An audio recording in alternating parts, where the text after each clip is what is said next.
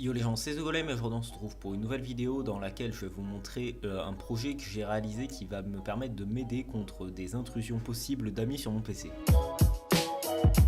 Bon, alors si vous avez déjà eu des amis chez vous, vous avez déjà eu le problème sûrement que des gens s'amusent à aller sur votre PC pendant que vous n'êtes pas là. Et ça m'est arrivé, d'ailleurs ça m'arrive souvent et quasiment à chaque fois qu'il y a des gens qui viennent chez moi et c'est saoulant. Et du coup j'ai décidé de faire quelque chose pour résoudre ce problème. Donc ce que j'ai fait, c'est que j'ai créé un petit logiciel qui me permet d'accéder à mon PC même quand je suis pas sur mon PC directement. Ça me permet donc d'exécuter des commandes sur mon PC à distance depuis mon téléphone ou depuis mon PC portable. Et donc j'ai trouvé ça vraiment cool parce que je l'ai fait d'une façon un peu spéciale pour pas que ce soit facilement trouvable sur le PC au premier coup d'œil. Et du coup je voulais partager ça avec vous. Bon, alors la façon assez spéciale dont je l'ai fait, c'est tout simple. En fait, je l'ai fait dans un service. Un service Windows, c'est un truc qui tourne en fond de votre PC sans que vous le sachiez. Vous pouvez aller sur le programme service de Windows pour voir une liste de tous les services qui tournent sur votre PC. Ça inclut souvent la plupart du temps les drivers, les logiciels, les auto-updates de logiciels et ce genre de trucs. Tout ça, c'est des services. Et le grand avantage des services, c'est que ce n'est pas très facile à trouver. Il faut savoir qu'il faut aller dans l'application service pour voir où sont les services. Du coup, c'est quand même quelque chose d'assez caché. Et aussi, les services qui démarrent au démarrage de l'ordinateur ne sont pas affichés dans la liste des programmes qui se démarrent au démarrage de l'ordi normal. Tout ça font que c'est un truc très caché, c'est très pratique pour faire ce genre de choses, que j'ai pas envie qu'il y ait quelqu'un qui vienne et qui m'arrête mon service et que je puisse plus me connecter à mon PC parce que sinon ça ruinerait un peu le principe du truc. Et oui, ça m'est déjà arrivé qu'il y ait quelqu'un qui aille au point d'aller m'empêcher d'accéder à mon PC à distance, hein, donc je prends des mesures de sécurité maintenant. Du coup, j'ai commencé par chercher comment est-ce qu'on crée un service sur Google parce que je n'ai jamais fait ça de ma vie et du coup j'ai bien envie d'apprendre. Et je suis tombé sur ce tutoriel qui m'avait l'air plutôt pas mal sur un site, je vous mettrai le lien en description pour la source. Et donc j'ai suivi leur guide, c'était assez simple, j'ai créé un fichier d'installation pour donner à Windows les informations sur mon service et j'ai implémenté du code à exécuter dans mon service. Ce code, pour l'écrire, je suis allé chercher de l'aide sur le forum officiel de Microsoft pour créer un serveur TCP. Donc un serveur TCP, c'est un serveur basique, genre un serveur de jeu ou un truc comme ça. C'est la plupart des serveurs, ce sont des serveurs TCP, enfin, les serveurs en excluant les serveurs web, donc les serveurs pour les sites internet. Et l'avantage, c'est qu'on peut se connecter très facilement à n'importe quel serveur TCP avec Bash. Donc Bash, c'est le terminal Linux. Et on peut l'installer sur Windows assez facilement, je vous mettrai des liens en description si vous êtes intéressé. Et depuis le terminal Linux, on peut utiliser la commande netcat pour se connecter à n'importe quel serveur TCP et lire les données qu'il envoie et en envoyer au serveur aussi. Du coup, j'ai décidé de faire ça comme ça j'avais pas besoin de créer un deuxième logiciel que j'avais besoin d'installer sur mon PC, sur mon autre PC ou sur mon téléphone pour pouvoir y accéder. Je pouvais juste utiliser le terminal Linux pour pouvoir m'y connecter. Donc ce que j'ai fait, c'est que j'ai utilisé un timer. Donc un timer, c'est une boucle infinie qui s'exécute tous les X millisecondes, donc on définit le nombre de millisecondes entre chaque exécution. Donc j'ai créé un timer comme ça qui me permettait de lire les nouvelles tentatives de connexion. Donc à chaque fois qu'il y avait une tentative de connexion et que le timer s'exécutait, il acceptait la tentative de connexion. Et ensuite, une fois que la tentative de connexion était acceptée, j'envoyais les informations clients dans une nouvelle classe que j'ai créée. J'ai créé l'objet client handler, c'est une classe à part. Et de manière générale, quand vous faites de la programmation orientée au objet, donc dans un langage comme le C#,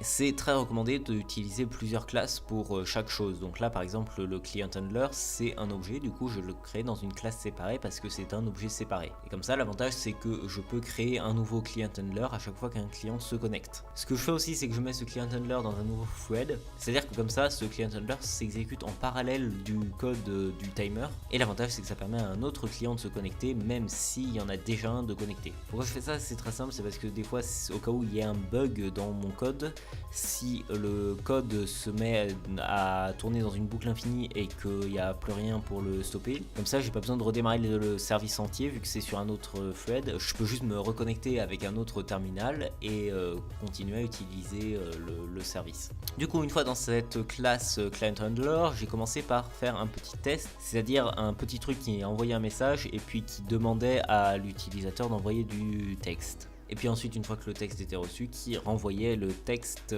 à l'utilisateur. C'est un exemple très basique qui permet de tester les fonctionnalités. Aussi, vous remarquerez que j'ai créé plusieurs fonctions J'ai créé deux fonctions. J'ai donc créé une fonction pour lire un message envoyé par l'utilisateur et une pour envoyer un message à l'utilisateur. Donc c'est deux fonctions très pratiques qui permettent d'éviter d'avoir à chaque fois copier-coller une grosse partie de code, et comme ça je peux juste appeler la fonction et ça me fait tout pour moi. Et comme vous pouvez le voir, ça fonctionne, à l'exception d'un petit truc, c'est qu'il n'y a pas de retour à la ligne comme vous pouvez le voir.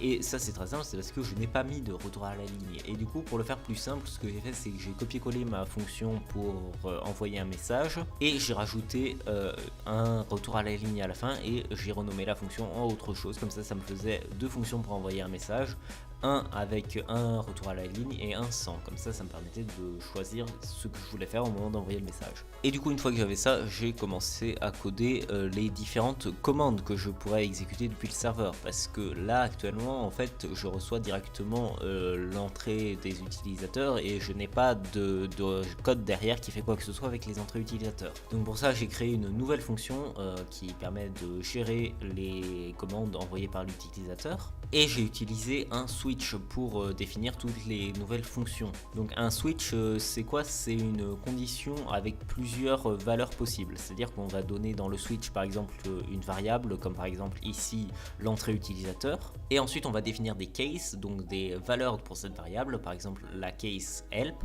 Donc si ce message est help, alors on exécute le code qu'il y a dans cette case. Le gros avantage de ça, contrairement à un if-else normal, donc une condition normale, c'est que quand c'est toujours la même variable qu'on veut tester, comme ça permet d'éviter de réécrire le nom de la variable à chaque fois dans la condition, c'est beaucoup plus rapide. Et aussi, n'oubliez pas à la fin de votre code de mettre des breaks, contrairement à moi dans ma dernière vidéo, mais bon, ça on n'en parlera pas, évidemment. Mais du coup, j'ai codé quelques commandes. Donc j'ai codé une commande help déjà qui affichait l'aide, donc qui affichait toutes les commandes qu'on pouvait exécuter. Et j'ai aussi codé d'autres commandes, comme par exemple la commande mbox qui me permettait d'afficher une boîte de dialogue.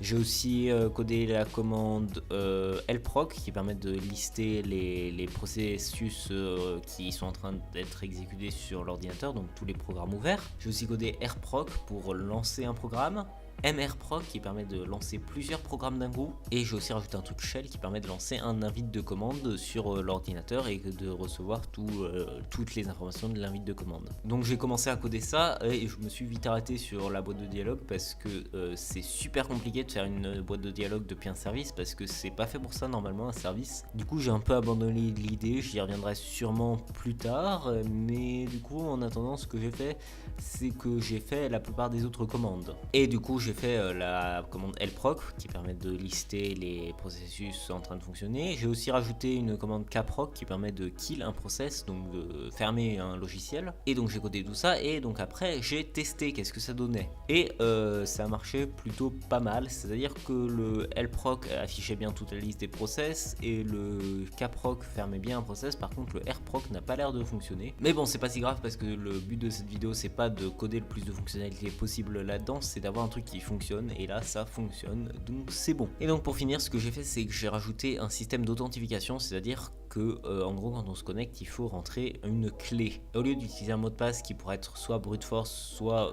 qu'on pourrait le deviner, soit qu'on me voit le taper et du coup qu'on a le mot de passe, j'ai décidé de faire un truc de pseudo random. Donc c'est de générer un nombre pseudo aléatoire et en gros de comparer ce nombre pseudo aléatoire avec le nombre que l'utilisateur a entré.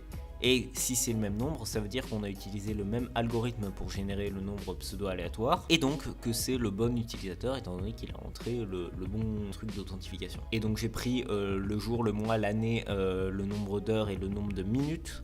Comme ça fait que chaque minute le code expire et il n'est plus valide du coup, parce que le numéro des minutes a changé, du coup le nombre n'est plus le même. Du coup pour moi c'est un système de pseudo-random assez fiable, et par contre j'ai censuré le code évidemment parce que je ne vais pas montrer l'algorithme que j'ai codé derrière pour générer le nombre pseudo-random, parce que sinon ça sert un peu à rien du coup, parce que ce n'est plus sécurisé si je montre l'algorithme. Mais en gros je fais juste des calculs sur l'heure, et vu que l'heure c'est unique vu que on pourra pas revenir en arrière ou quoi. Ça me fait une source de nombre aléatoire, plutôt assez aléatoire. Si la personne n'arrive pas à produire exactement le même nombre quand elle se connecte, ça veut dire que c'est un faux code, donc ce n'est pas une personne valide, donc l'authentification est refusée.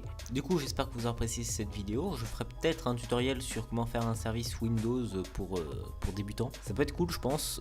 C'est vraiment un truc très cool, les services Windows, et je les utiliserai sûrement encore dans le futur parce que ça a l'air très cool. Et si vous l'avez pas encore compris, c'est très cool. Donc c'était The Golem, j'espère que vous aurez apprécié cette vidéo et à la prochaine pour une prochaine vidéo. N'oubliez pas de mettre un like, un commentaire et bye.